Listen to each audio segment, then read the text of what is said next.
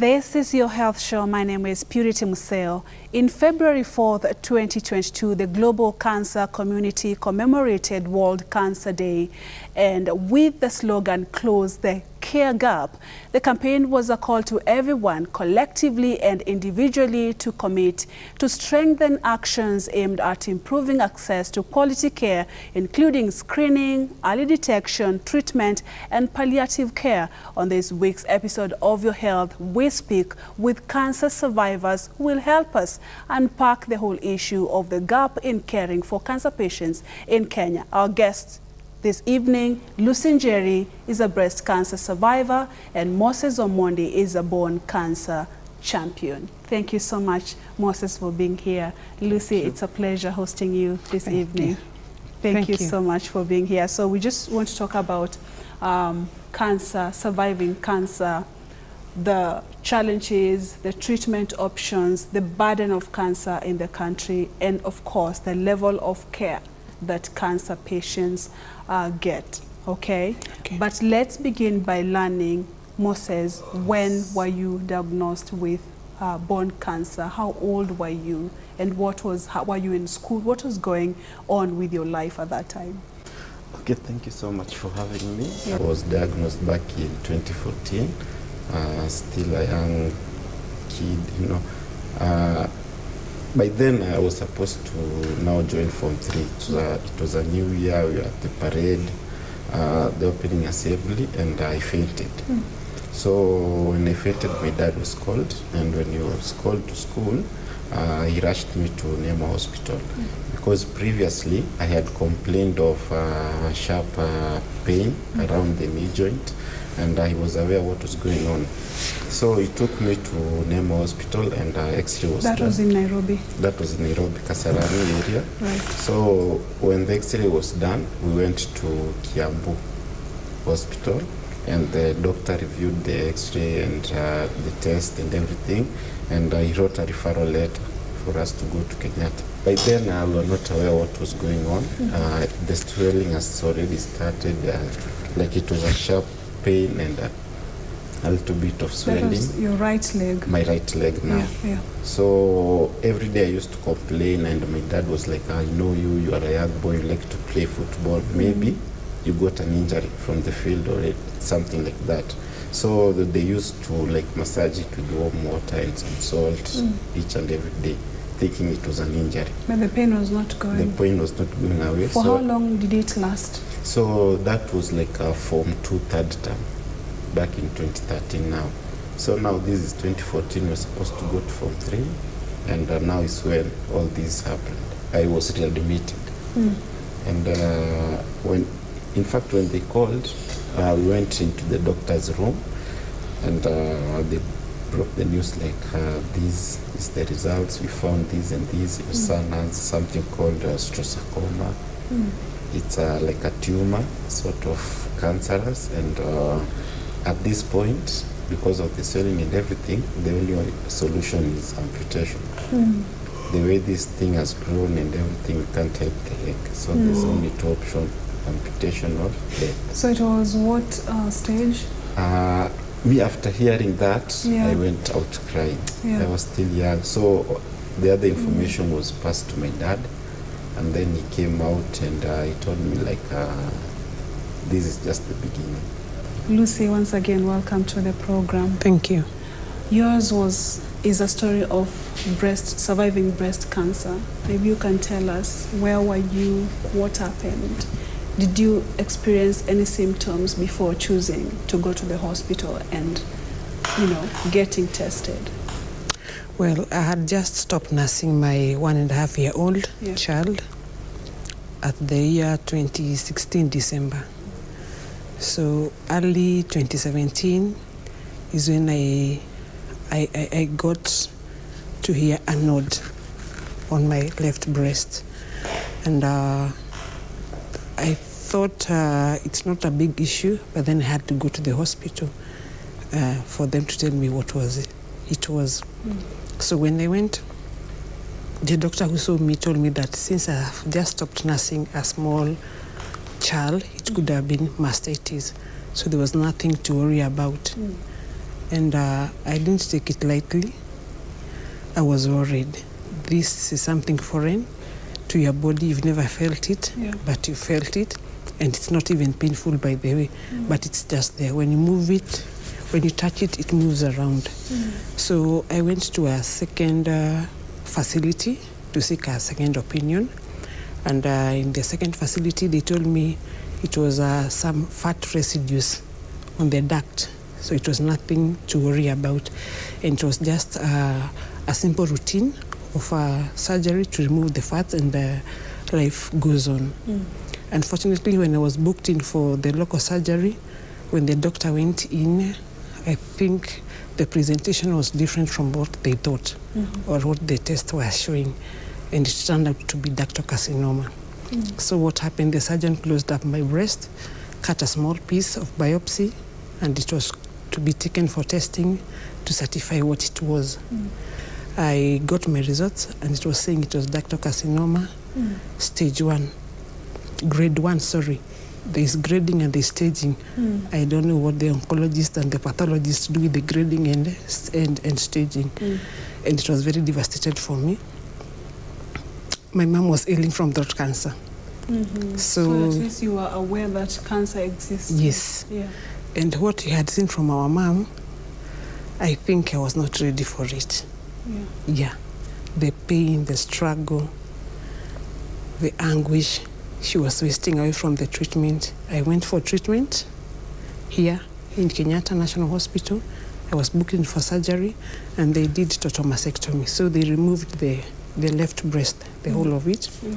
Afterwards, I did chemotherapy, 6 sessions, still at a KNH. And afterwards, I did radiotherapy. And after radiotherapy, they went for immunohistochemistry, that is a testing for the hormones. And I was put on hormonal treatment for 10 years. Yes. It is not easy. You cannot define pain. Pain has no definition, whether it is emotional, whether it's physical, whether it's mental. It's a painful journey. And what I think made me push through is the people who are surrounded me. Yeah, they were my source of support, and also my kids. Yeah. Did you get any psychological help on how now you're going to accept that this is the new me, or how did you overcome that? I never got any kind of help. Yeah. So, I mean, I could not imagine myself without a breast. And the person who I saw told me, just go and cry out to yourself. After you've cried enough, you come back because you're going to remove that breast. So I could go to the bathroom when I'm showering, and I look at myself, I have 2 breasts, but then I imagine sooner or later I'll not be having one. So there was no preparation, so it was a shock. And you know, this is my stronghold for the women. Yeah. So imagine one is not there. You can't even try to think how you'll be looking. And let me tell you, my self-esteem went down. Because when you walk out and people are looking at you, you're almost bending or putting a shawl, a big shawl, or a very big jumper so that you can cover it. It was not there. But with the time now, I've come to know how to go about it by myself. Moses, back to you now. At home, the results are out. So when did the treatment begin, and what was your treatment option? Okay, I stayed like for almost another month just in the hospital, waiting to be booked or to go to theater. And finally, my day came, and that Monday the doctor came and saw the swelling now. It was big, and he told the nurse why theater? Why is he still here? And the nurse told the doctor that that's why he's still here. But when he saw the swelling, he told the nurses that this thing, if he stays here 2 more days, it's going to burst. And if it bursts, that's it. Looking for theater, you need to go to theater and get amputated immediately. But when the nurse came and tested everything, my blood, it was low. The pH was low, so I was supposed to be added 2 more pints of blood because that swelling was sucking all the blood in the body. But those 2 pints were brought and I was added, but nothing changed because the swelling was still sucking and it couldn't rise. So the doctor just recommended that I take him to theatre with extra blood and we can just add him there when the operation is going on. Yeah. So I went to theatre the next Monday, that was 7th, 2014, Sabasaba. So I was taken to theatre, I was amputated. And because the swelling was around the knee joint, now they removed it. They removed at the thigh joint. And the doctor did that and told my family and I that we did that so that those cancer cells zisikweze zimepanda. Yeah. So in case kazi imeanza to spread, they just end up there. Yeah. That's why they removed the upper part. So for my case, it was just amputation and like 3 cycles of chemotherapy. And that was it. But after amputation, I was discharged. So when I was discharged is when I was told that you need to come for the chemotherapy session. And I was supposed to go there after 2 weeks with 10,000 because NHIF wasn't covering outpatients. At that time? Yeah. So that was like a lot of money for the family. I just went for one. And it reached a point we sat down as a family and we decided that the operation was the main thing. These others just to make sure that haijapanda. So because even the family had used all the resources, there was nothing left and we left it at there. So we did just the amputation and 1 cycle, that was it. From 2014? From 2014 up to now. Yeah. But I say thank God because maybe what the doctors did was the right thing because kuitoa hapo juu, I haven't felt anything since then. I have been okay. At least I gain weight, which is something good. Yeah. And I'm happy I'm still alive today to share my story to encourage someone out there. So you were diagnosed in 2014? The same year. The same year. But the swelling had continued actually for a few months. For a few months from 2. Yeah.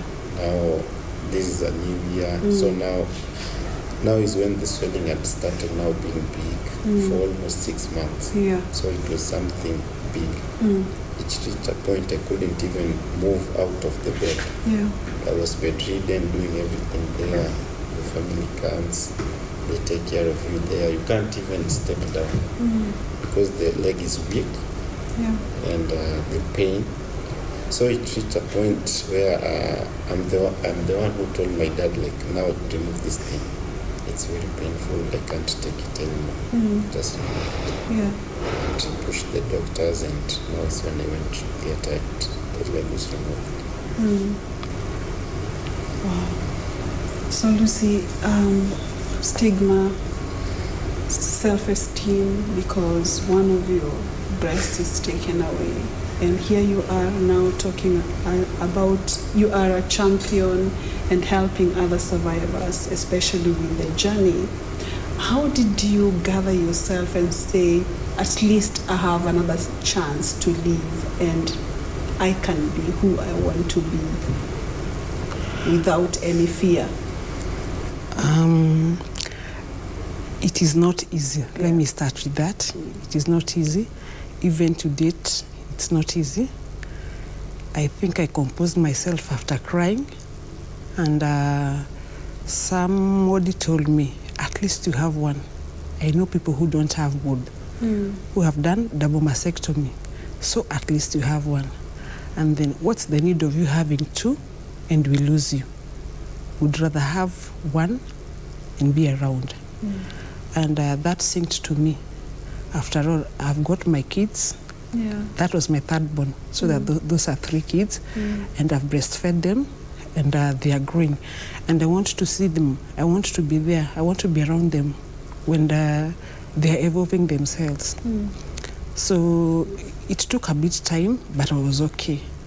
I had to look for something to staff on this side. Because definitely when people come to visit you or when you are moving out and they've already heard that you don't have a breast, so they are eagerly waiting to look at your bust and check which side, or is it true that you don't have a breast? So I went to Kikosh. I was doing business by that time. And I told one of the ladies that I was buying things from, why I have not been around the market. And she brought me this big thing, kimatiti. Hiki tulitoa kwa mtumba tu kutupa. And she gifted me. And it was hallelujah. Now I can walk with my chest up and my head up. And I still had to get some new bras.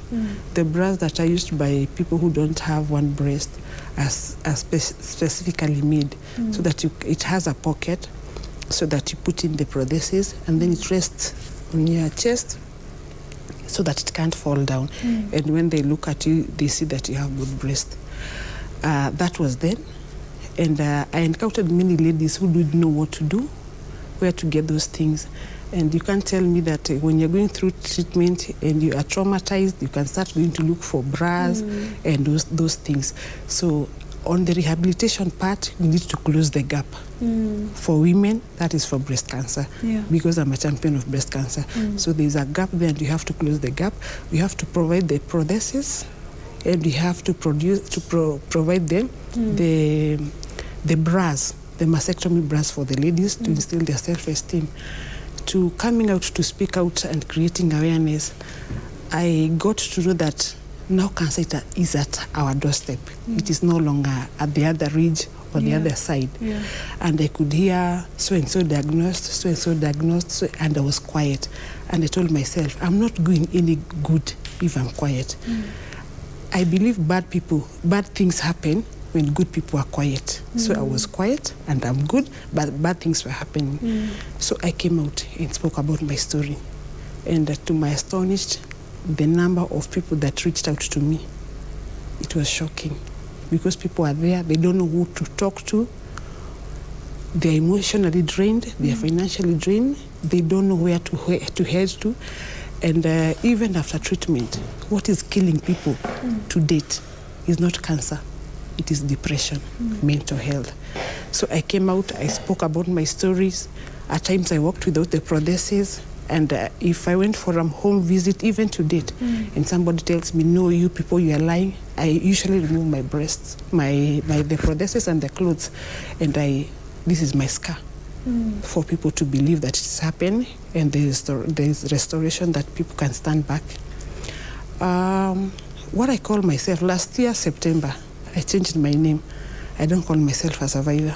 You call yourself a champion? I don't call myself a champion. Okay. I call myself a conqueror. Conqueror. Why did I change my name? Last year, September, we went to Mount Kenya, a group of cancer survivors and caregivers. And cancer survivors were 9. So too were caregivers. And we went up to the summit, to Lenana. And so when I was up there, I changed my name. I'm not surviving. I'm not a champion. I'm conquering things. And I start conquering things.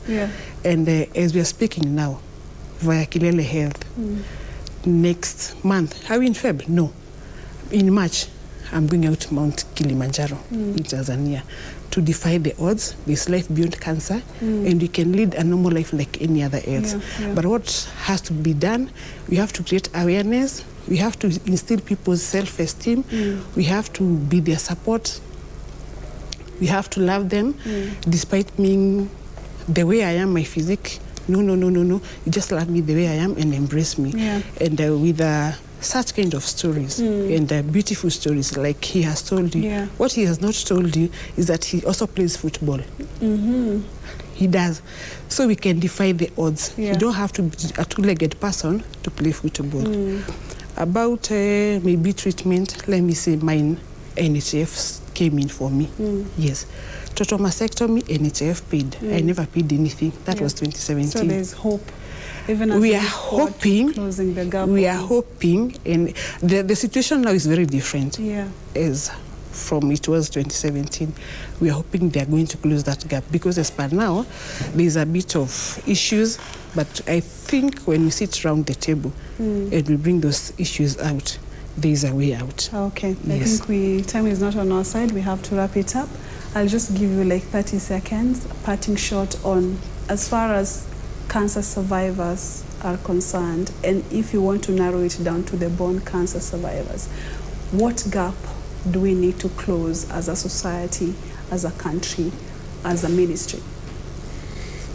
Okay, my parting shot would be, especially for bone cancer survivors, they are not speaking much. They should come out, speak to end stigma around the society.